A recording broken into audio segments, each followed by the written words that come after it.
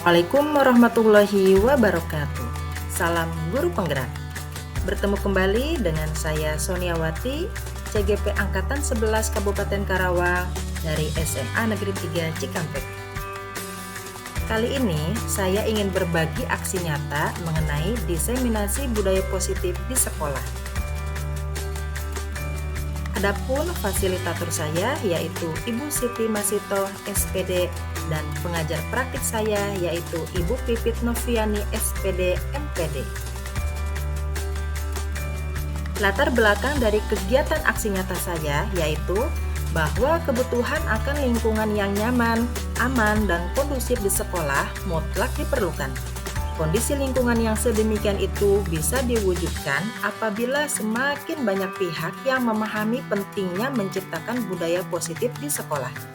Dengan menyebarkan pemahaman budaya positif di sekolah, saya berharap kondisi sekolah yang nyaman itu semakin cepat terrealisasikan.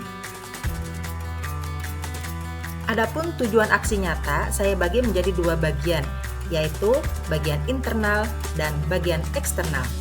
Adapun bagian internal yaitu mengukuhkan pemahaman diri terhadap konsep-konsep pokok budaya positif. Sedangkan bagian dari eksternal adalah menyebarkan pemahaman budaya positif di lingkungan sekolah dan merealisasikan terwujudnya lingkungan sekolah yang aman, nyaman, dan kondusif.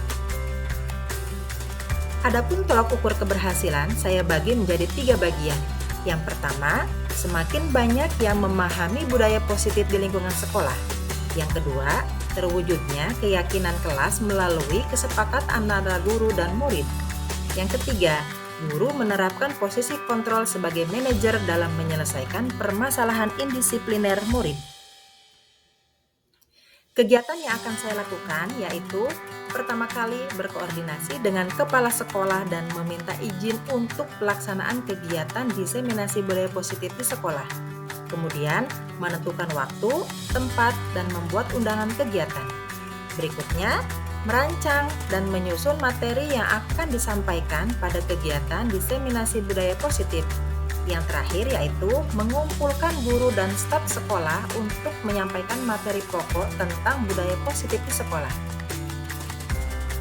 Berikut adalah dokumentasi kegiatan dari diseminasi budaya positif di lingkungan sekolah, khususnya di SMA Negeri 3 Cikampek yang sudah saya lakukan pada hari Kamis, tanggal 22 Agustus tahun 2024. Assalamualaikum warahmatullahi wabarakatuh. Waalaikumsalam warahmatullahi wabarakatuh. Yang saya hormati Bapak Ibu guru yang sebagai peserta calon guru penggerak dan Bapak Ibu guru yang menjadi peserta yang lain, mudah-mudahan kedepannya bisa juga jadi calon guru penggerak. Dan semua yang hadir di sini termasuk anak-anakku. Pertama-tama dan yang paling utama, marilah kita panjatkan puji syukur kehadirat Ilahi Rabbi, di mana pada pagi hari ini kita bisa berkumpul bersama dalam rangkaian kegiatan teman-teman calon guru penggerak, yaitu diseminasi budaya positif di sekolah. Sebelumnya permohonan maaf dari Ibu Kepala Sekolah, mungkin beliau tidak bisa hadir dikarenakan kondisi kesehatannya yang sedang kurang bagus, dan marilah kita doakan semoga beliau bisa diberikan kesehatan dan bisa kembali aktivitas dan berjumpa lagi dengan kita di sekolah kita SMA Negeri 3 Cikampek. Bapak Ibu yang saya hormati, ini adalah kegiatan yang kedua di sekolah tentang diseminasi, di mana tema kita kali ini adalah budaya positif di sekolah. Dan ini adalah tema yang sangat bagus, yang sangat luar biasa, dan harapannya dari kami sekolah, khususnya kepada Bapak Ibu yang sekarang sedang melaksanakan kegiatan calon guru penggerak, insya Allah mudah-mudahan terus menjadi guru penggerak, ini bisa menjadi indikator atau barometer atau inspirasi buat semuanya, baik itu guru maupun murid, dalam hal melaksanakan budaya positif di lingkungan sekolah khususnya. Karena seperti kita tahu sekarang ini banyak hal-hal atau budaya-budaya yang kurang bagus yang dicerna oleh semua ya, tidak hanya anak, mungkin termasuk kita juga gitu ya. Dan ini mungkin dengan adanya kegiatan ini kita bisa menambah kualitas kita sebagai seorang guru untuk memberikan contoh yang baik bagaimana sih berbudaya positif di lingkungan sekolah ya. Salah satunya mungkin dalam hal kedisiplinan, dalam hal bertingkah laku, berbicara dan sebagainya. Dan saya berharap kebetulan memang guru penggerak di SMA ini sangat luar biasa banyak, itu bisa menjadi contoh atau barometer buat guru yang lain. Sesuai dengan jargonnya apa? Tergerak, bergerak, dan menggerakkan. Nah, artinya harus terus bergerak ya. Budaya positif yang memang sangat luar biasa ya. Nah, tadi saya lihat atau saya ngajar di satu kelas ya, yang dimana budaya positifnya menurut saya itu sangat bagus, tapi padahal dari hal yang sangat kecil. Contohnya misalkan kesepakatan kelas bahwa masuk ke kelas itu alas kakinya harus dibuka. Konsekuensinya ruangannya harus bersih ya, dipel, disapu dan sebagainya ya. Dan itu alhamdulillah sudah dilakukan oleh beberapa kelas yang saya ajar. Bahkan ada satu kelas yang menggunakan rak yang kotak yang sepatu itu ya, masing-masing satu. Itu sangat luar biasa. Itu kan budaya positif yang kelihatannya kecil tapi dampaknya luar biasa. Itu yang saya ingin terapkan di sekolah ini. Kebetulan di ruang guru juga kan sama ya. Masuk ke ruangan guru kan ada tulisan alas kaki harus dibuka. Kalau menurut saya salah sih kayaknya tentang bukan harap tapi wajib. Karena kalau harapan hanya sebuah harapan ya. Karena mungkin aja masih ada teman-teman kita yang pakai karena harapan. Tapi kalau wajib barangkali ya mau nggak mau harus dibuka. Nah, itu hal yang kecil sepertinya budaya positif tersebut, tapi dampaknya sangat besar menurut saya. Kenapa? Kalau misalkan kita sebagai guru juga menggunakan alas kaki ke sana, ya itu akan dicontoh oleh anak-anak kita. Guru nanti jadi dipakai, kan gitu kan ya. Nah, itu hal yang harus diterapkan, diimplementasikan di lingkungan kita. Ini hal yang kecil tapi sangat berdampak begitu besar ya. Dan mudah-mudahan Bapak Ibu guru di sini yang khususnya nih sebagai calon guru penggerak bisa memberikan dampak yang luar biasa tentang penerapan budaya positif di SMA Negeri 3 Cikampek. Barangkali itu aja yang bisa saya sampaikan. Terus bergerak, terus tergerak dan bisa menggerakkan, dan muncullah karya-karya yang bagus, inisiatif-inisiatif yang bagus untuk kemajuan SMA Negeri 3 Cikampek. Itu aja dari saya. Terima kasih. Assalamualaikum warahmatullahi wabarakatuh. Terima kasih kepada Bapak Reza yang sudah menyampaikan sambutannya. Bapak Ibu, Bismillahirrahmanirrahim. Assalamualaikum warahmatullahi wabarakatuh. Waalaikumsalam warahmatullahi wabarakatuh. Bismillah, alhamdulillah, wassalatu wassalamu ala rasulillah wa ala alihi wa sahbihi wa mawala. Puji syukur kehadirat Allah subhanahu wa ta'ala, karena alhamdulillah kita dalam keadaan sehat walafiat bisa bergabung di ruangan laboratorium ini untuk saya menyampaikan diseminasi budaya positif di sekolah. Sholawat dan salam kita panjatkan ke hadirat Nabi Muhammad SAW. Mudah-mudahan apa yang nanti saya sampaikan bisa ada manfaatnya untuk kita semua. Amin. Saya ucapkan terima kasih kepada semuanya, Bapak Teresa sebagai kurikulum karena mewakili ibu yang sedang kurang sehat.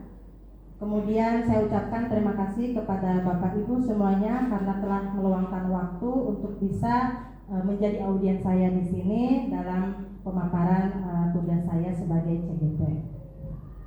Bapak Ibu, di sini saya akan memaparkan tugas aksi nyata saya mengenai diseminasi budaya positif di sekolah.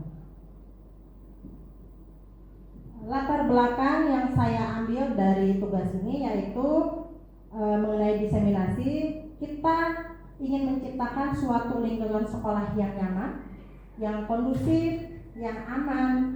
Kemudian di dalamnya juga ada banyak siswa guru yang saling menghormati, saling menghargai dan bertanggung jawab. di mana ini semua tidak akan terwujud ya Bapak Ibu jikalau ada tekanan-tekanan, baik itu tekanan dari atas maupun tekanan dari bawah dan dari lingkungannya. Bapak Ibu, kalau saya tanyakan, apakah Bapak Ibu akan mengajar dengan maksimal, dengan baik apabila ada tekanan dari atasan? Tidak. Tentu saja tidak. Mengapa Bapak Ibu? Karena semangat ya Pak Novian ya, karena masih pagi. Kenapa tidak Bapak Ibu? Karena ada ikut campur luar. Karena ada ikut campur dari luar, karena mengganggu pikiran. Nah, itulah tugas kita sebagai pendidik untuk menghilangkan tekanan, rintangan atau hambatan dari apa? Dari potensi kita dalam mengembangkan minat dan bakat siswa. Ya, sehingga pada kesempatan ini kita harus menciptakan atau menerapkan budaya positif di lingkungan sekolah kita, khususnya di SMA Negeri 3 Cikampek. Di sini ada kata penyemangat. Jika saya mengatakan SMA Negeri 3 Cikampek, Bukan sekolah negeri biasa. Kita ulangi Bapak ya. SMA Negeri 3 Cikampek, Bukan sekolah negeri biasa. Terima kasih Bapak Ibu. Ini ada pertanyaan teman. Kira-kira apa yang terlintas dalam pikiran Bapak dan Ibu ketika mendengar kata budaya positif? Ada yang mau memberikan pendapatnya? Oke, silakan Sensei Dita. Menurut saya budaya positif itu ketika saya mendengar kata tersebut itu berkaitan dengan disiplin. Disiplin dalam hal apa? Disiplin dalam hal datang ke sekolah, berpakaian yang rapi, seperti itu busanya. Baik. Terima kasih Sensei Dita. Tepuk tangannya dong buat Sensei Dita. Yang berkaitan dengan disiplin positif. Kemudian yang kedua, apakah budaya positif itu penting untuk diterapkan dan mengapa? Mungkin ibu yang paling depan, Bu Ira. Penting Bu, sangat penting untuk diterapkan karena dengan anak-anak memiliki budaya positif, memiliki disiplin positif itu bisa membuat situasi belajar menjadi kondusif. Terima kasih banyak. Berarti yang pertama itu budaya positif itu sesuatu yang memang berkaitan dengan segala sesuatu yang positif. Kemudian apakah budaya positif itu penting? Jelas sangat penting sekali.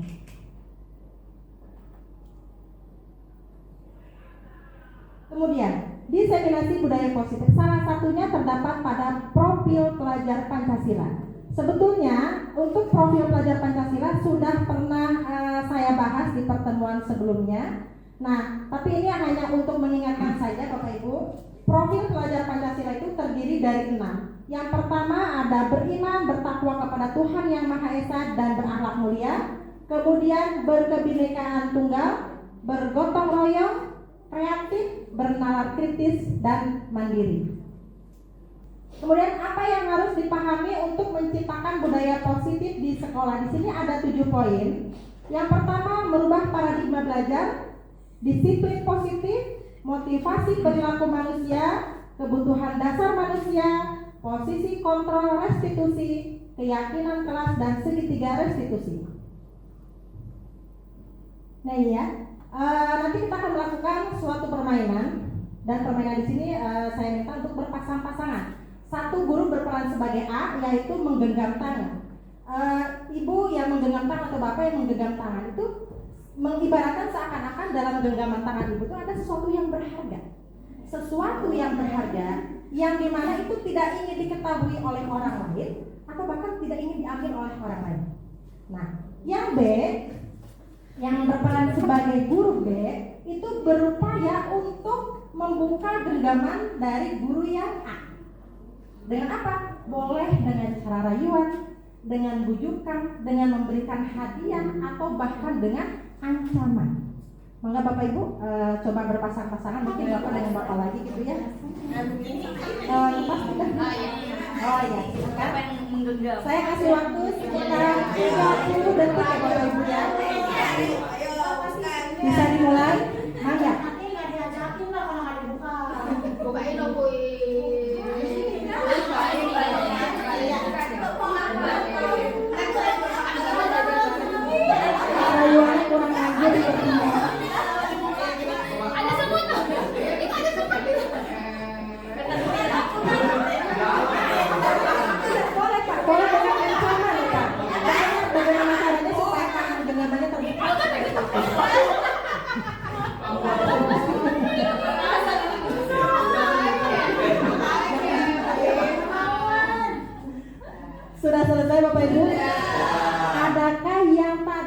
membuka genggaman tangannya? Tidak. Tidak ada. Dipukul juga enggak Mas saya pukul? Dipukul tidak ada. Baik, saya ingin meminta pendapatnya. Tadi yang menggenggam tangan siapa? Saya. Kenapa Bu Mala tidak membuka genggaman tangannya?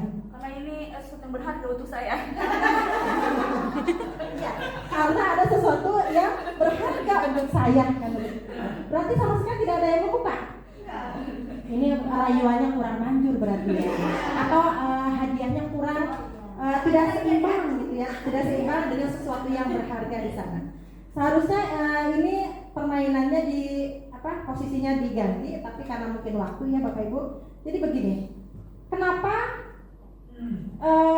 tadi tidak ada yang membuka tangan atau mungkin genggamannya ada yang terbuka? Sebetulnya siapa sih yang mengontrol? Diri sendiri. Kenapa diri sendiri? Karena ya saya tidak mau membuka. Karena di dalam genggaman tangan saya itu ada sesuatu yang berharga yang tidak seimbang dengan apa yang diberikan. Walaupun diancam saya tidak bisa dipaksa berarti ya Bapak Ibu. Kenapa? Ya itu saya. Ini punya saya. Ya. Kalaupun tadi ketika ada guru yang membuka genggamannya itu juga atas kemauan dari diri sendiri. Oh, nggak apa-apa deh. Saya dapat imbalannya karena ternyata kalau dibandingkan dengan apa yang saya genggam ini harganya jauh lebih mahal yang ditawarkan. Jadi bukan karena paksaan, sebetulnya karena memang atas kontrol diri sendiri. Next Pak. Kemudian ada miskonsepsi teori kontrol menurut Dr. William Glasser. Di sini ada guru mengontrol murid. Betul apa tidak Bapak Ibu? Kadang-kadang. Padahal ini tidak efektif ya Bapak Ibu. Lihat tandanya. Ya, ini tidak efektif. Kenapa? Karena yang mengontrol murid bukan kita, melainkan dirimu sendiri. Murid itu sendiri. Misalnya gini, ketika kita memberikan tugas kepada siswa, apakah semua siswa mengumpulkan tugas? Tidak ya Bapak Ibu. Kadang ada 1 atau 2 murid yang tidak mau mengumpulkan tugas. Kenapa? Ya karena dia memang mengontrol dirinya sendiri. Saya tidak mau mengumpulkan tugas. Apakah bisa dipaksa? Tidak Bapak Ibu. Ya. Kemudian penguatan positif atau bujukan nasihat itu tidak efektif dan bermanfaat. Sama ya Bapak Ibu. Ini tidak efektif juga. Kenapa? Contohnya tadi Bapak Ibu. Walaupun sudah dibujuk, walaupun sudah dikasih imbalan, dikasih rayuan, bahkan ancaman, tetap kalau ibu tidak mau membukanya, dia tidak akan saya buka. Berarti apa? Rayuan, bujukan, ancaman itu tidak ada manfaatnya. Selanjutnya ada kritik dan membuat orang bersalah mampu menguatkan karakter. Ini juga tidak efektif. Salah ya menurut teori kontrol Dr. William Glasser. Kenapa? Karena terkadang kritikan itu bisa menjatuhkan mental siswa. Ya. Apalagi kalau misalnya kritikan itu dilakukan di depan teman-temannya, di depan itu ya sering kali terjadi. Biasanya misalnya nih ada siswa yang datang terlambat, kita biasanya langsung, kenapa kamu terlambat? Nah begitu ya. Jadi itu sebetulnya tidak ada manfaatnya dan kurang efektif seperti itu. Kemudian ada orang dewasa berhak memaksa. Itu adalah salah satu pemikiran kita bahwa kita lebih dewasa dibandingkan siswa kita yang ada di kelas gitu ya. Padahal apa? Kita harus sadar bahwa ternyata ketika siswa tersebut menyadari dia sedang dipaksa gitu ya, dia akan melawan Bapak Ibu.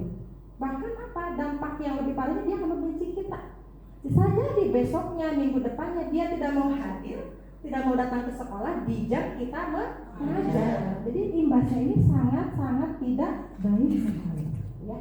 Jadi ini adalah dari 1, 2, 3, 4 itu adalah teori kontrol Dr. William Glasser yang tidak efektif. Kemudian menurut Stephen R.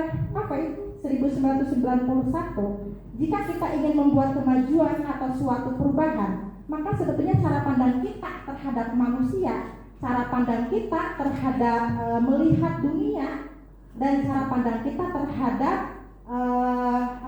dalam memahami dan menerima kenyataan yang realistis. Jadi sebetulnya berasal dari kita dulu nih kalau kita pengen merubah melakukan suatu perubahan sebenarnya. Kemudian di sini ada merubah paradigma dari stimulus respon menjadi teori kontrol. Saya jelaskan di sini Bapak Ibu. Stimulus respon itu adalah paradigma yang lama, sedangkan teori kontrol itu mengenai paradigma yang baru. Pada saat teori lama atau paradigma lama pada stimulus respon, ini adalah ciri-cirinya. Misalnya begini, realitas kebutuhan kita itu sama. Semua orang melihat hal yang sama. Kita mencoba mengubah orang yang agar berpandangan sama dengan kita. Tapi ketika paradigma dirubah menjadi teori kontrol, paradigma yang terbaru, itu ternyata beda Bapak Ibu. Di sini adalah realitas kebutuhan kita ternyata berbeda-beda. Kemudian setiap orang memiliki gambaran yang berbeda. Kita berusaha memahami pandangan orang lain tentang dunia. Nah, Bapak Ibu, sebetulnya yang harus kita terapkan adalah teori kontrol pada paradigma yang baru yang ini, bukan ya? Bisa dipahami Bapak Ibu? Di sini ada kesimpulan dari paradigma baru dalam pembelajaran. Yang pertama, pada dasarnya kita tidak dapat memaksa murid untuk berbuat sesuatu jika murid tersebut memilih untuk tidak melakukannya. Kemudian cara terbaik adalah membangun kesadaran terhadap nilai-nilai kebajikan dalam diri murid itu sendiri atau motivasi intrinsik, bukan memaksanya. Jadi sebetulnya paksaan itu tidak ada manfaatnya, karena kita itu harusnya menerapkan atau menumbuhkan motivasi intrinsik dari nilai-nilai kebajikan. Nah, ini sekarang kita akan mempelajari tentang disiplin positif. Jadi disiplin positif itu adalah suatu pendekatan yang memampukan seseorang untuk mengontrol perilakunya dalam kesadaran dan tanggung jawab atas tindakannya sebagai wujud menghormati diri sendiri, menghormati orang lain, bukan karena adanya hukuman, pujian, penghargaan ataupun yang lainnya. Tujuannya apa? Ya tujuannya untuk bisa menanamkan motivasi intrinsik atau kesadaran pada diri kita sendiri gitu ya. Peran kita, nah ini adalah peran kita Bapak Ibu. Jadi peran kita kepada murid-murid kita yaitu bagaimana caranya supaya murid-murid kita itu mempunyai atau memiliki disiplin diri. Mereka berperilaku sesuai dengan nilai-nilai kebajikan universal. Berarti tugas kita yang menuntun, ya, bukan memaksa atau bukan menuntut siswa tersebut. Pada dasarnya disiplin positif disebut juga dengan kontrol diri untuk mencapai tujuan mulia yang mengacu pada nilai-nilai kebajikan universal. Nah ini Bapak Ibu, di sini ada contoh dari, saya mengambil 3 lembaga dari profil pelajar Pancasila, dari IBO, kemudian dari 9 pilar karakter. Mengapa disebut nilai kebajikan universal? Karena yang ada dalam list ini adalah semua kebaikan-kebaikan yang sudah diakui, bukan hanya oleh kita, tapi oleh negara luar. Jadi semuanya itu sangat baik. Misalnya begini, di dalam profil pelajar Pancasila itu tidak ada yang namanya keingintahuan. Tidak ada ya Bapak Ibu ya di sini, di tabelnya ini. Tapi saya yakin orang yang berada dalam lembaga atau yang menyetujui profil pelajar Pancasila itu juga akan menyetujui bahwa memang keingintahuan itu termasuk ke dalam nilai-nilai kebajikan. Begitu pula sebaliknya, misalnya yang mana lagi yang tidak ada? Misalnya yang rendah hati di 9 pilar itu ternyata ada kata-kata rendah hati. Rendah hati itu baik tidak Ibu? Baik ya.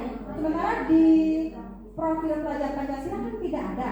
Tapi saya yakin profil pelajar Pancasila ataupun lembaga IBO juga menyetujui bahwa rendah hati itu termasuk ke dalam nilai-nilai kebajikan. Maka itulah disebut nilai kebajikan universal.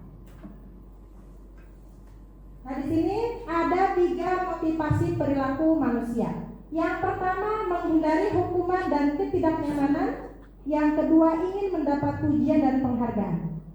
Yang 1 dengan 2 ini adalah motivasi yang berasal dari eksternal. Sedangkan yang ketiga itu adalah motivasi intrinsik, yaitu kesadaran diri dan menghargai nilai-nilai kebajikan. Ini Ibu, ada perbedaan karakteristik hukuman, konsekuensi, dan restitusi. Hukuman itu biasanya bersifatnya tidak terencana ya Bapak Ibu, atau tiba-tiba. Kemudian hukuman biasanya dilakukan oleh sepihak saja. Tiba-tiba udah ada hukuman ke siswa kan gitu ya, padahal siswa tidak tahu nih gitu kan hukuman apa yang akan dia terima. Tidak ada kesepakatan antara guru dengan siswa tersebut. Misalnya ada siswa yang datang terlambat, kemudian guru akan bilang begini, kenapa kamu terlambat? Gitu ya.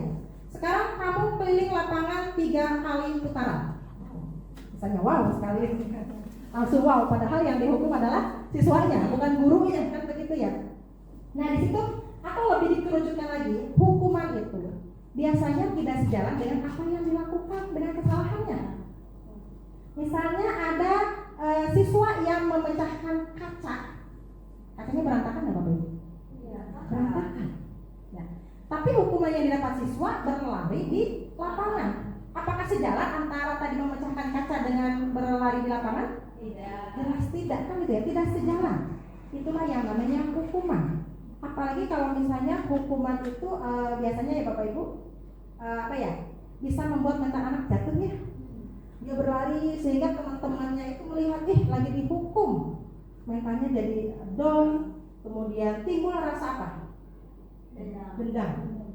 Gara-gara guru ini nih saya dihukum, padahal bukan gara-gara gurunya, kan begitu ya. Gara-gara guru ini saya mau masuk lagi. Seperti itu. Saya tidak suka dengan guru ini karena menghukum saya karena saya datang terlambat. Kemudian itu menyakiti fisik. Apa menyakiti fisik? Dia berlari capek kan ya, lelah. Ya kalau tidak punya penyakit asma. Kalau punya penyakit asma itu bisa berakibat fatal, Bapak Ibu. Jadi harus hati-hati ketika ketika hukuman itu terjadi. Mudah-mudahan kita semuanya tidak begitu ya Bapak Ibu. Nih. Kemudian ada konsekuensi. Nah, perbedaannya dengan hukuman, kalau konsekuensi itu sudah terencana, sudah disepakati. Jadi anak, siswa dengan kita sebetulnya sudah tahu. Misalnya kembali lagi tadi, ketika sebelum dia memecahkan kaca, sebetulnya dia tahu kok ada konsekuensinya. Ya, minimal kan dia mengganti kan begitu ya. Anak memecahkan kaca, konsekuensinya apa? Ya kamu beresin pecahan kaca yang berserakan di lantai supaya apa? Ya tidak mengakibatkan luka kepada orang lain. Kemudian apa yang selanjutnya? Ya kamu ganti kaca tersebut karena kaca yang sudah pecah tidak bisa kembali selain kamu menggantinya gitu. Jadi itulah yang namanya konsekuensi. Jadi dan ini sejalan. Ya kalau hukuman tadi tidak sejalan, kalau konsekuensi itu sejalan dengan apa yang akan dia lakukan. Dia yang melakukan, dia sendiri yang bertanggung jawab. Dan yang terakhir adalah restitusi. Nah untuk restitusi nanti akan lebih jelas pada slide berikutnya ya. Di sini proses untuk menciptakan kondisi bagi murid untuk memperbaiki kesalahan mereka sehingga mereka bisa kembali pada kelompok mereka dengan karakter yang lebih baik lagi. Ini ya Bapak Ibu ada tabel perbedaan karakteristik hukuman, konsekuensi, dan restitusi. Mungkin bisa dilihat selewat seperti Bapak Ibu. Sudah? Kemudian ada ada motivasi perilaku manusia dari sisi negatif penghargaan. Yang pertama, ini ya kita bacakan dulu dari Alfred Horn.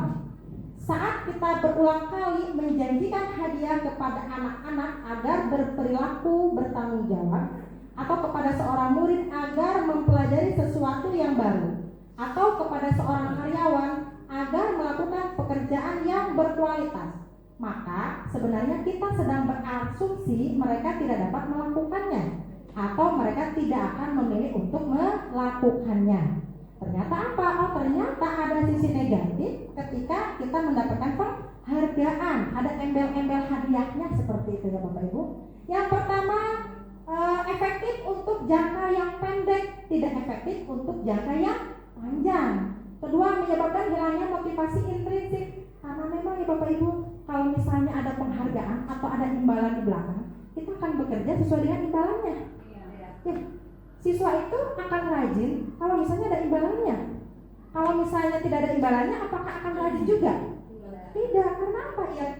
Ini hilangnya motivasi intrinsik. Makanya harus kita lakukan tadi ya, menumbuhkan motivasi intrinsik berasal dari diri sendiri. Kemudian sisi negatif lainnya menyebabkan ketergantungan pada penghargaan tersebut. Penghargaan bisa merusak hubungan. Ya kalau penghargaannya semakin lama semakin bagus. Tapi kalau misalnya penghargaannya yang sekarang jauh lebih murah misalnya daripada yang sebelumnya, itu kan bisa menimbulkan, bisa merusak hubungan kan gitu ya. Kemudian penghargaan menyebabkan konflik dan iri hati. Penghargaan adalah hukuman bagi yang tidak mampu meraihnya, dan penghargaan nilainya sama dengan hukuman karena berupaya mengontrol perilaku seseorang. Ya tadi saya jelaskan ya, karena seseorang itu akan melakukan sesuatu kebaikan berdasarkan penghargaan tersebut. Jadi sebetulnya ini tidak baik untuk dilakukan. Walaupun di sisi lain ada yang berpendapat bahwa penghargaan itu juga baik seperti itu. Jadi ini ada dua pendapat kan begitu ya. Kita tes briefing dulu ya. Karena saya melihat Bapak Ibu sudah mulai ada yang ngantuk, ada yang lelah, padahal minuman di meja penuh banget ini ya. Boleh berdiri sebentar?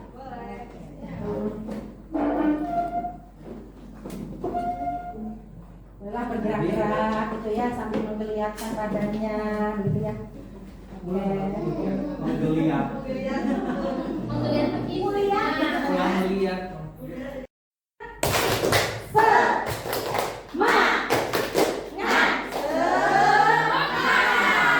Boleh sekali lagi. Boleh biar tambah semangatnya. Tepuk semangat.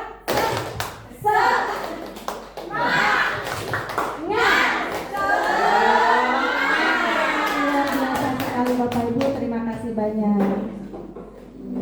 Jadi setelah ini semangat apa capek ini?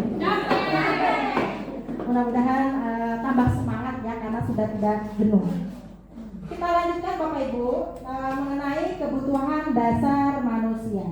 Setiap perilaku atau perbuatan manusia itu sebetulnya memiliki tujuan. Nah, di sini ada 5 tujuan dari perbuatan atau perilaku manusia. Yang pertama adalah bertahan hidup, yang kedua adalah kasih sayang dan rasa diterima, yang ketiga mendapatkan kebebasan, mendapatkan kesenangan, dan mendapatkan penguasaan. Di sini saya mencontohkan ada studi kasus mengenai seorang siswa merebut bekal makanan temannya pada jam makan siang. Kita tanya tuh kepada siswa tersebut, mengapa kamu merebut bekal makanan temanmu? Jika siswa tersebut menjawab, karena saya lapar Bu, saya tidak membawa bekal dari rumah, maka jawaban anak tersebut berkaitan dengan kebutuhan dasar bertahan hidup.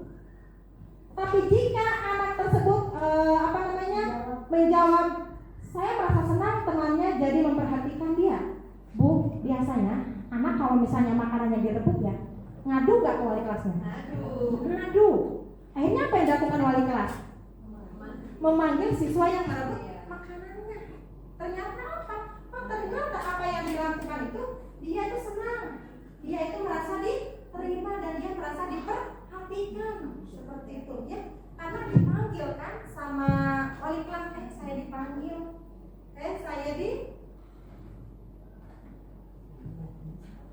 ternyata saya dipanggil oleh wali kelas ya. Kemudian wali kelas otomatis akan menghubungi orang tuanya kan ya. Bapak Ibu,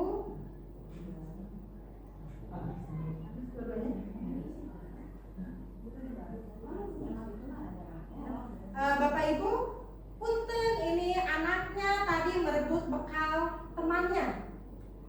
Besok-besok lagi tolong Ibu dibawakan bekal untuk anaknya supaya tidak terjadi kasus untuk merebut bekal dari temannya tersebut.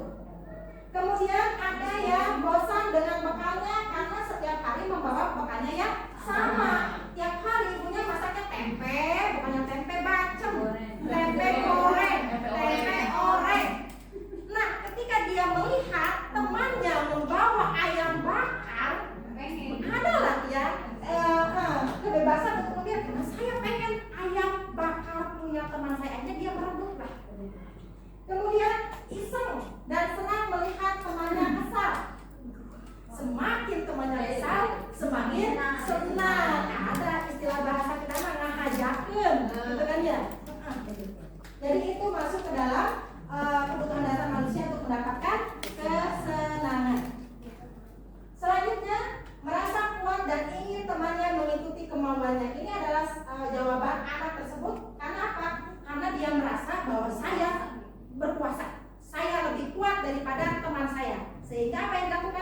dia merebut makanan dari temannya.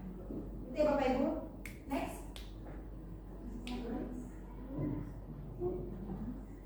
Nah, mengapa kita perlu mengetahui 5 kebutuhan dasar manusia?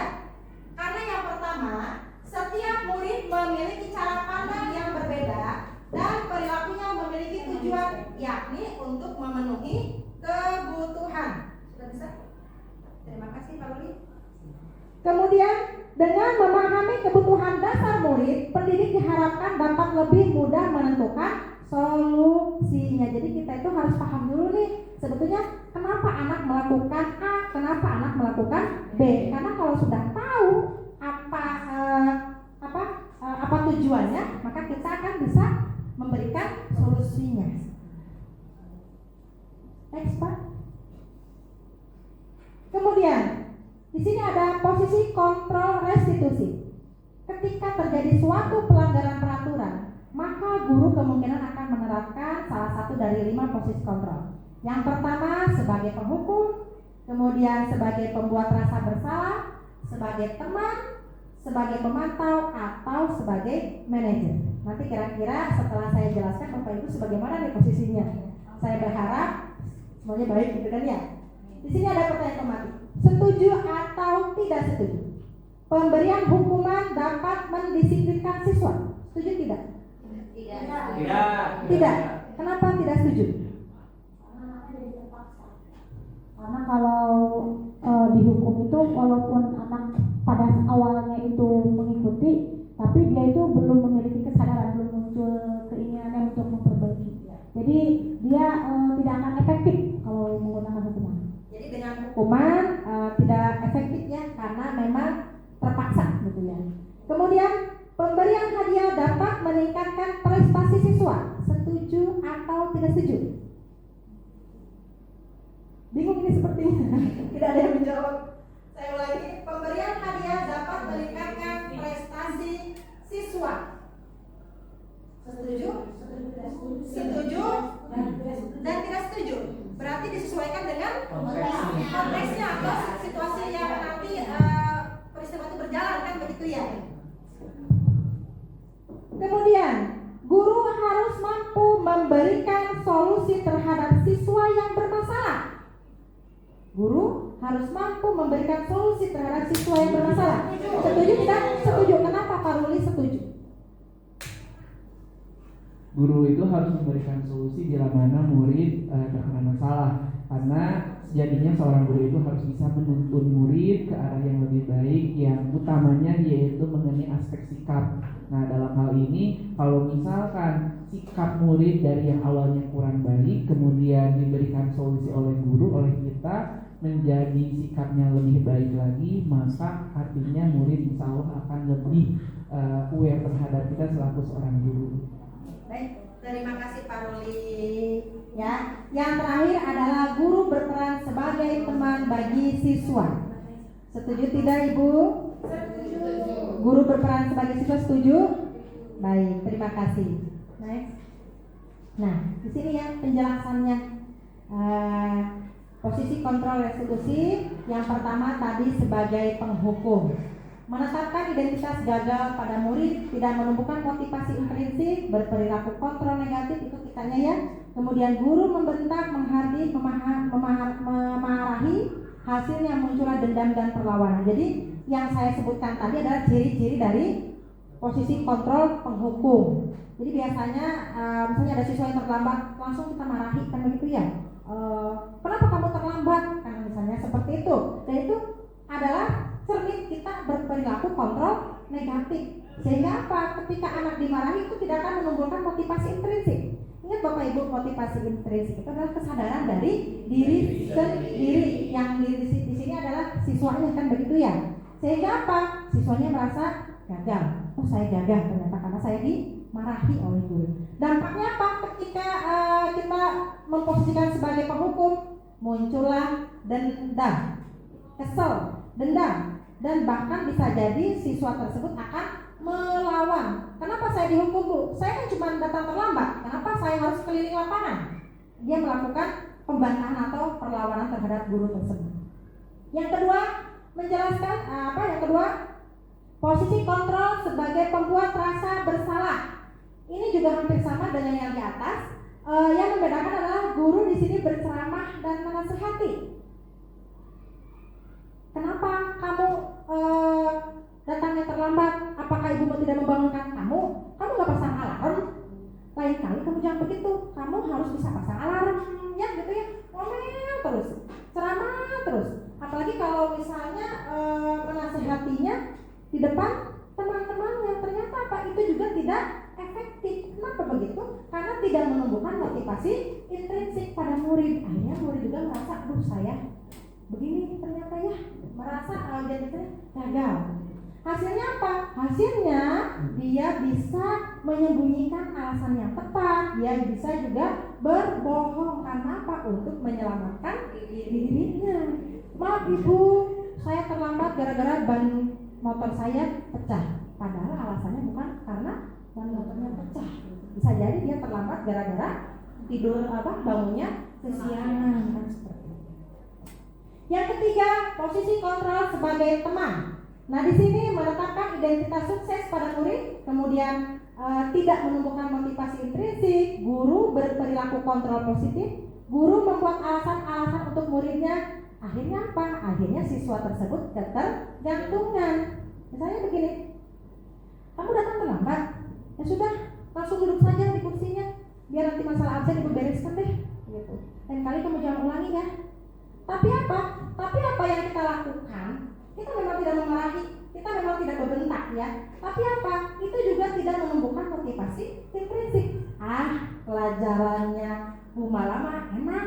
Kalaupun saya datang terlambat, saya tidak dihukum, saya tidak diceramahi. Nyatanya saya aman. Itu bisa jadi dicoba lagi dengan guru yang lainnya. Besok saya coba ke Bu Eni. Ternyata bisa jadi hal itu akan terus dia lakukan. Karena apa? Karena dia merasa aman. Gitu ya. Akhirnya apa? Jadi dampaknya ketergantungan. Bisa jadi setiap pelajarannya Bu Mala, anak itu akan datang terlambat. Itu kalau posisi kontrol sebagai teman. Kemudian posisi kontrol sebagai pemantau, menetapkan identitas sukses pada murid, tidak menumbuhkan motivasi intrinsik. Guru berperilaku kontrol positif, guru menghitung dan mengukur dengan peraturan, hasilnya menyesuaikan bila diawasi. Ruli? Kaget Pak Ruli. Pura-puranya jadi murid Pak. Ruli, kenapa? Ruli sudah 2 kali dalam seminggu ini datang terlambat, misalnya seperti itu kan ya? Ya, saya tahu di Bandung. Kenapa sekolahnya bisa di Cikampek? Ternyata di Bandung cuma numpang lahir. Kepala bapaknya tidur. Kemudian mulai dari hari ini saya akan pantau Ruli ya. Jadi jangan sampai Ruli datang terlambat lagi. Hasilnya apa? Menyesuaikan bila diawasi. Hari ini kira-kira ada Pak Ruli nggak? Ada Bu Sonia nggak ya? Misalnya seperti itu. Waduh kalau ada Bu Sonia, saya datang lebih pagi. Kan gitu ya. Kalau misalnya tidak ada jam pelajaran Bu Sonia berarti aman. Karena apa? Karena merasa tidak diawasi.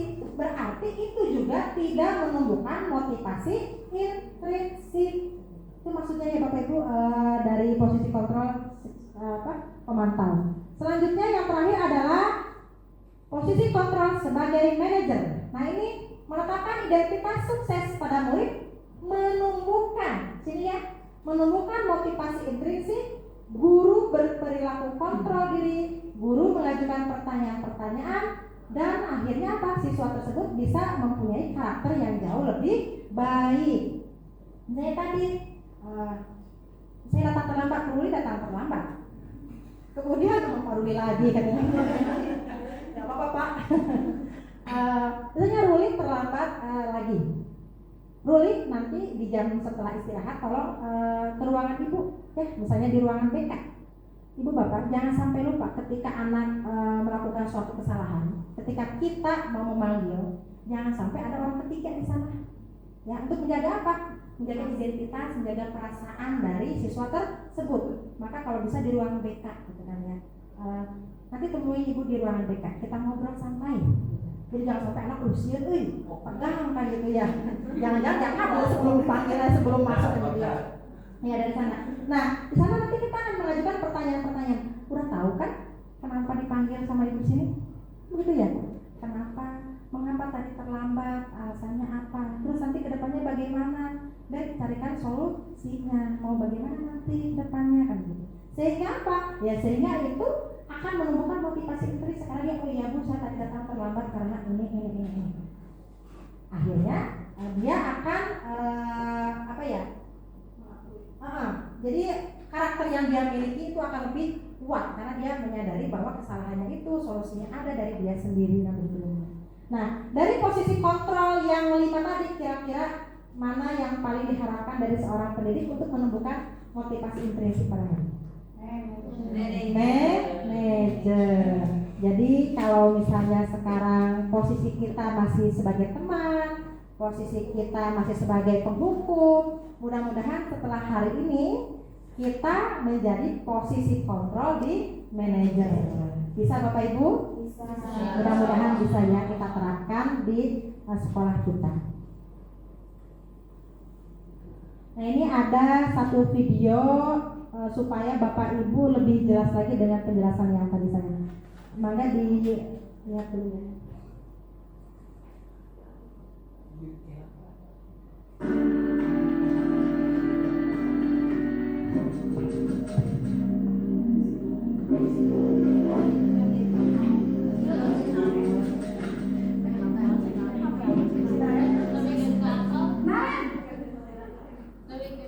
Sini kamu. Selamat pagi Bu. Selalu terlambat. Kamu deh pasti terlambat. Maaf Bu, saya Apa coba? Alasan kamu apa lagi? Kapan sih kamu tidak terlambat? Malas sekali ya kamu jadi anak. saya Dasar pemalas. Gak kapok-kapok sih kamu. Sudah berapa kali terlambat? Sana, kamu keliling lapangan basket 2 kali. kenapa saya harus keliling lapangan basket Bu? Kenapa? Kamu melawan ibu. Berani-beraninya jawab. Sudah terlambat, masih berani jawab pula. Sekarang, keliling lapangan basket 5 kali sekalian. Biar kapok. Cepat. Pergi sana ke lapangan basket.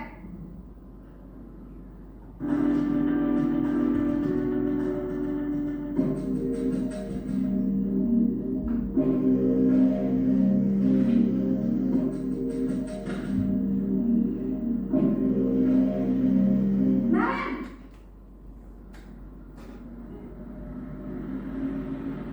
Selamat pagi Bu.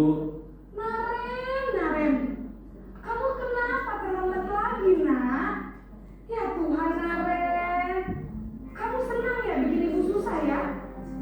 Kalau kamu terlambat lagi, nanti ibu yang ditegur bapak kepala sekolah, nak. Disangka ibu tidak bisa membina kamu. Duh, gimana ini? Maaf Bu. Duh, Gusti Naren, kamu suka ya kalau ibu ditegur bapak kepala sekolah? Terus, sekarang ibu harus tulis apa ini di buku absen? Ini kamu sudah sering terlambat loh. Ibu harus apa coba? Maaf Bu. Maaf sekali. Ya sudah, lain kali jangan bikin ibu susah lagi ya nak ya. Ibu tidak akan kuat lagi kalau kamu begini terus. Bisa jantungan kalau ibu ditegur bapak kepala sekolah. Sana cepat ke kelas. Maaf ya Bu. Maaf sekali. Posisi pembuat rasa bersalah berbicara dengan nada tenang.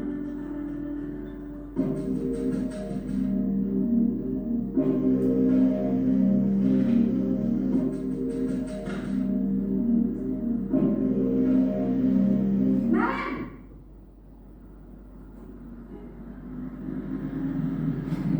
Selamat pagi Bu. Wah, sudah jam berapa ini nak? Terlambat lagi ya sayang. Iya Bu. Habis ibu saya lupa menolongkan saya Bu. Kamu malah menyalahkan ibu kamu. Kamu bukannya anak yang larinya paling kencang. Kok terlambat sih? Iya Bu, saya memang terlambat bangun tadi. Jadi biarpun saya lari kencang, tetap gak kejar Bu. Ya sudah sana, nanti lain kali larinya lebih kencang lagi ya. Biar gak terlambat lagi. Bikin seneng ibu, demi ibu. Bisa kan? Bisa lah Bu. Ya sudah sana masuk kelas. Ibu beresin urusan absen kamu. Kamu ini ada tes saja.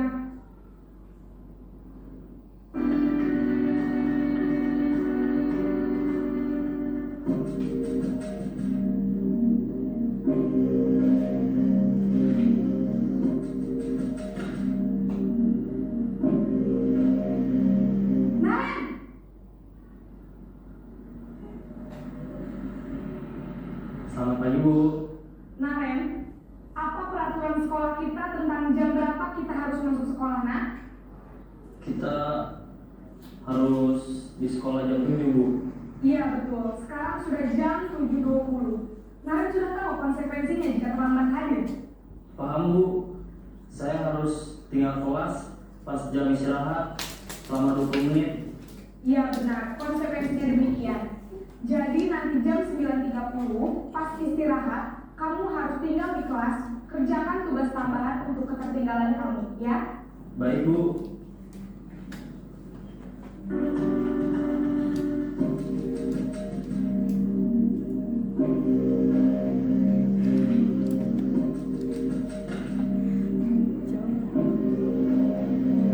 Naren!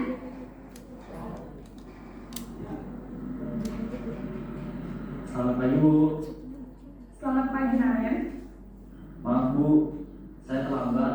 Iya, sekolah masuknya jam 7, sekarang sudah jam 7.20. Jadi sekarang bagaimana ini, Naren? Maaf Bu, saya lupa setel alarm saya semalam. Baiklah, menurut kamu, keyakinan sekolah yang mana yang perlu kamu tingkatkan? Menghargai diri sendiri dan orang lain mungkin ya Bu. Setuju. Jadi, apakah Naren meyakini prinsip saling menghormati tersebut? Iya Bu, saya meyakininya. Apakah Naren bersedia memperbaiki masalah keterlambatan ini? Bersedia Bu. Bagaimana kamu akan memperbaiki masalah keterlambatan ini? Saya akan coba untuk tidak lupa menyetel alarm saya Bu. Baik, kalau Naren lupa menyetel alarm di rumah, ada orang yang kira-kira bisa bantu mengingatkan tidak? Ada Bu. Kata saya, Kak Emma. Ada lagi selain Kak Emma? Selain Kak Emma, ada ibu saya. Baik, jadi yang mengingatkan Naren adalah Kak Emma dan ibu kamu ya? Kira-kira akan mulai setel alarm kapan nih, Naren? Setelah pulang sekolah, akan segera saya lakukan. Baik, jadi Naren akan setel alarm untuk bangun besok pagi dan akan diingatkan oleh kakak dan ibunda Naren ya. Ada lagi yang mungkin perlu dilakukan, Naren? Agar tidak terlambat bangun lagi. Tidak ada Bu. Baik, Naren. Terima kasih untuk kerjasama kamu. Sekarang kamu perlu kembali ke kelas untuk belajar. Baik Bu, terima kasih.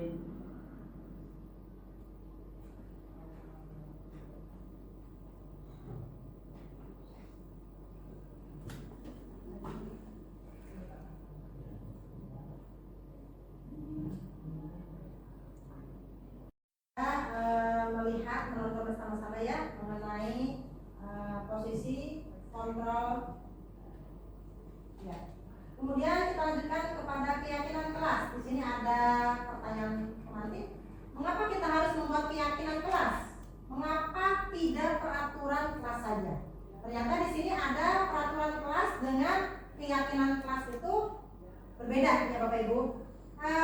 Kalau peraturan bersikap eksternal, sedangkan keyakinan berasal dari dalam diri. Peraturan bersifat memaksa, sedangkan keyakinan berasal dari kesadaran diri. Peraturan biasanya disusun oleh guru atau oleh sekolah, sementara keyakinan kelas disusun bersama antara guru dengan murid. Peraturan rinci dan konkret, sementara keyakinan keyakinan kelas bersifat umum dan universal. Biasanya kalau peraturan kelas lebih sedikit ya isinya dibandingkan dengan peraturan sekolah seperti itu. Next. Di sini ada definisi keyakinan kelas. Definisinya yaitu seperangkat nilai dan prinsip kebajikan yang disepakati bersama oleh guru dan siswa untuk memandu perilaku dan interaksi di dalam kelas. Tujuannya untuk membangun budaya positif di lingkungan sekolah dan membangun motivasi intrinsik pada murid. Next.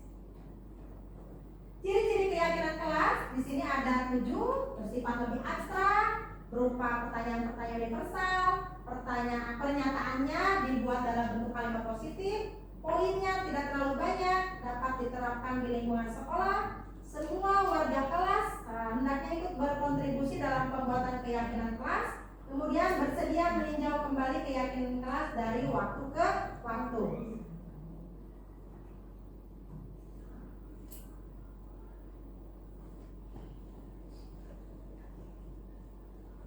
Di sini ada prosedur pembentukan keyakinan kelas. Jadi beberapa hari yang lalu di awal ajaran semester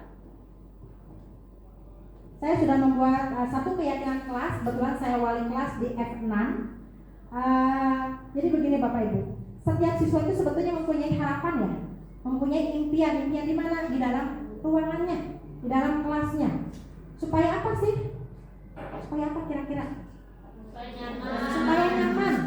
Kemudian disiplin, aman. Sehingga apa? Terciptanya suatu pembelajaran yang menyenangkan. Ya. Nah, anak ketika saya mempersilakan murid-murid untuk untuk mengutarakan harapan atau impian mereka terhadap siapa? Bisa terhadap diri sendiri, bisa terhadap temannya, atau bisa terhadap gurunya. Kemudian saya memberikan satu kertas di mana siswa hanya membuat satu keinginan atau harapan saja, karena totalnya hampir 30 ya Bapak Ibu. Kemudian setelah anak mencatat atau menulis di kertas tersebut, kemudian ditempel di bagian depan di kertas plano itu di sana, dan di sana siswa kemudian salah satu siswa membacakan hasil dari impian dan harapan yang sudah ditempel oleh teman-temannya. Kemudian di sana ditinjau ulang keyakinan kelasnya. Apakah masih ada kalimat-kalimat negatif seperti dilarang, tidak boleh. Nah itu kita rubah. Jangan kata kalimat negatif itu kita rubah menjadi kalimat yang positif. Tidak boleh membuang sampah di kolong meja misalnya gitu, karena kebiasaan siswa biasanya menyimpan sampah di kolong meja. Niatnya sih buat dibuang nanti kalau misalnya istirahat atau pulang. Tapi ternyata lupa kan gitu ya. Nah, kata-kata tidak boleh itu kita rubah menjadi kalimat yang positif. Bisa dengan apa Bapak Ibu? Membuang sampah pada tempatnya. Pada tempatnya kan gitu ya. Itu jadi kalimat negatif yang dirubah menjadi kalimat positif. Setelah itu kita sepakati apakah ada impian atau harapan yang sama. Jika memang ada yang sama, berarti ya kita ambil salah satunya saja gitu ya. Karena apa? Ingat kalau keyakinan kelas itu biasanya tidak terlalu banyak kan begitu ya. Setelah dibacakan, kemudian setelah ditinjau, baru nanti kita akan sepakati bersama keyakinan kelas, mulai dari apa saja yang sudah disepakati.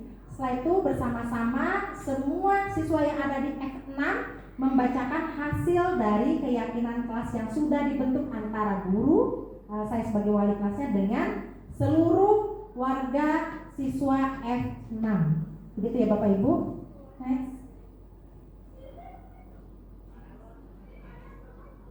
Nah, sekarang kita ke segitiga restitusi. Apa sih yang dimaksud dengan restitusi? Restitusi adalah satu metode yang digunakan untuk menanamkan disiplin positif pada murid sebagai bagian dari budaya positif di sekolah. Jadi, apa itu segitiga restitusi? Diana dosen dalam bukunya yang berjudul Restitusi Merombak Disiplin Sekolah pada tahun 2001 memberikan sebuah konsep yang menarik yang dikenal sebagai segitiga restitusi yang dijabarkan menjadi 3 tahapan. Yang pertama itu menstabilkan identitas, validasi tindakan salah, dan menanyakan keyakinan. Nah ini ya Bu ya, langkah-langkah segitiga restitusi. Yang pertama, langkah menstabilkan identitas. Tahapan pertama ini bertujuan untuk membantu anak mengubah dirinya dari yang sering salah menjadi sukses. Tapi dalam konteks ini menciptakan situasi yang membantu anak merasa aman. Seperti tadi ya Bapak Ibu, ketika ada anak melakukan satu kesalahan, melanggar keyakinan kelas, misalnya terlambat masuk kelas, nanti kita panggil, nanti ketemu ya sama ibu di ruangan BK, seperti itu. Di sana kita buat mereka aman, siswa tersebut nyaman, sehingga tidak tegang. Kalau udah tegang kan biasanya jadi takut ya, jadi buyar, jadi takut kan seperti itu. Nanti kita tanyakan, sudah tahu kan kenapa ibu memanggil kamu ke sini? Otomatis siswa tersebut akan menyatakan bahwa saya tadi terlambat masuk kelas. Kita sampaikan, mungkin saya juga pernah kan begitu ya, terlambat masuk ke sekolah atau terlambat datang ke sekolah. Namun apabila tindakan atau perilaku terlambat itu dilakukan secara berulang-ulang, itu akan imbasnya juga tidak baik. Nah itu adalah langkah menstabilkan identitas. Kemudian langkah selanjutnya yaitu validasi tindakan. Di sini validasi tindakan yang salah mengajarkan kita untuk mencoba memahami niat di balik tindakan yang buruk. Coba ceritakan kepada ibu, kenapa kamu datangnya terlambat? Ya. Nanti akan bercerita, ibu maaf tadi malam saya mengerjakan tugas biologi misalnya gitu, sehingga saya tidurnya lebih larut. Saya lupa pasang alarm sehingga saya bangun kesiangan. Akhirnya saya datang ke sekolah terlambat. Jadi begitu ya. Itu adalah langkah validasi tindakan. Kemudian langkah selanjutnya yaitu menanyakan keyakinan. Setelah anak merasa mengakui tindakannya, kemudian langkah terakhir adalah bertanya apa yang dia percayai dan dia ingin jadi apa. Kemudian anak dibantu untuk merenungkan tindakannya serta membantu mereka memahami bagaimana tindakan tersebut dapat jauh lebih baik ke depannya. Gitu. Jadi sebetulnya peraturan atau keyakinan kelas apa nih yang sedang kamu langgar? Oh saya datang terlambat Bu. Nah terus bagaimana ke depannya? Kan begitu kan kita tanya ya, bagaimana ke depannya? Nanti kita lihat jawabannya apa. Terus bagaimana gitu kan? Misalnya anak menjawab, ya saya tidak akan datang terlambat lagi Bu. Apa solusinya? Ya saya nanti pasang alarm. Saya tidak tidur terlalu larut atau terlalu malam, kan begitu ya. Kemudian apa yang akan kamu lakukan sekarang? Saya minta maaf kepada ibu. Pertama kan begitu ya, karena pas jam pelajaran saya misalnya begitu. Saya minta maaf kepada ibu dan saya berjanji tidak akan mengulanginya lagi. Dan mulai hari ini saya akan pasang alarm. Saya akan memperbaiki diri untuk tidak datang terlambat kembali. Sehingga apa? Sehingga segitiga restitusi ini dengan langkah-langkahnya yang tadi akan membuat karakter anak menjadi jauh lebih baik. Di sini adalah berbagi pemahaman dan pengalaman dalam menerapkan budaya positif di sekolah. Jadi isinya adalah video-video. Ini yang pertama ya, membuat keyakinan kelas yang saya lakukan di awal ajaran baru di kelas F6.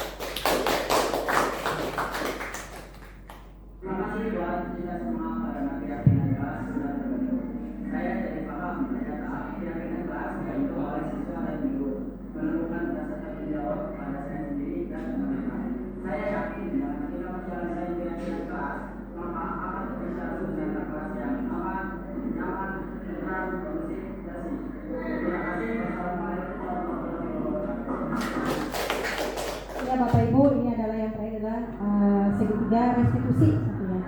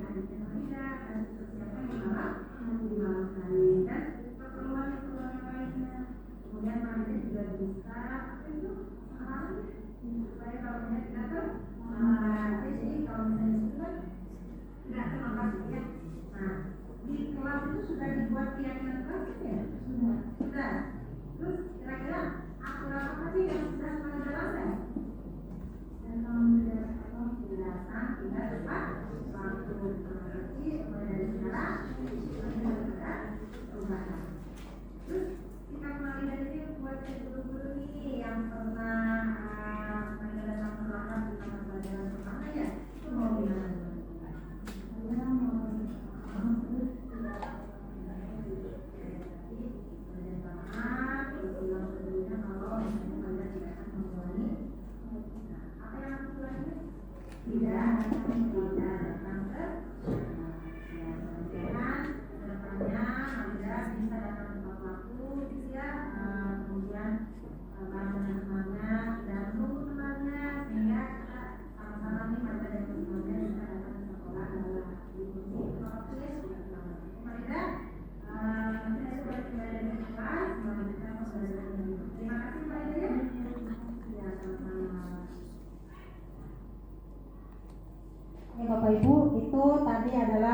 salah satu contoh segitiga restitusi saya di sekolah. Ini adalah testimoni siswa atau umpan balik dari restitusi tadi.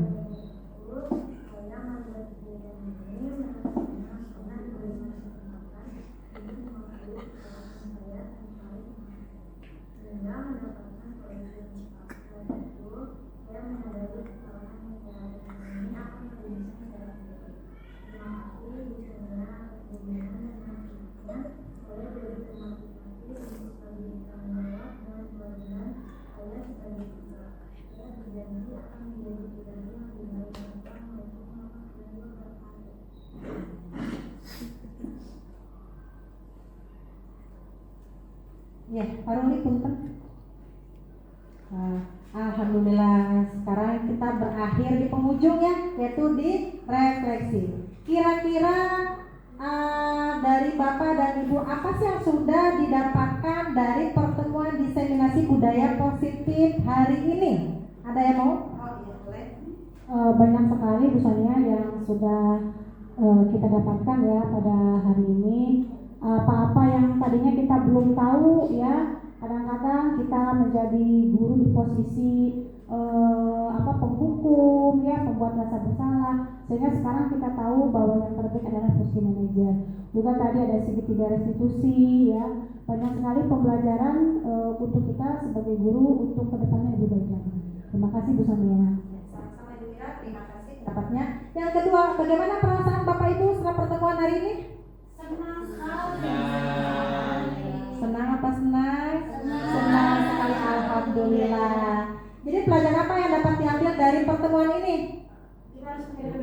Kita harus menjadi guru yang jauh lebih baik. Kita menjadi contoh ya Bapak Ibu untuk anak-anak kita. Nah, apa rencana Bapak Ibu ke depannya untuk menindaklanjuti? Kira-kira ke depannya apa yang akan Ibu lakukan nih? Bapak akan lakukan nih? Coba Kak Novian boleh. Ya, rencana tindak lanjutnya mungkin saya akan melakukan segitiga restitusi kepada siswa-siswa atau kepada murid agar siswa atau murid kita itu terbangun motivasi intrinsipnya seperti itu mungkin. Terima kasih Pak Novian. Mungkin itu saja yang bisa saya sampaikan di pertemuan hari ini mengenai diseminasi budaya positif di sekolah kita. Saya ucapkan terima kasih banyak. Mudah-mudahan ada manfaatnya. Wassalamualaikum warahmatullahi wabarakatuh.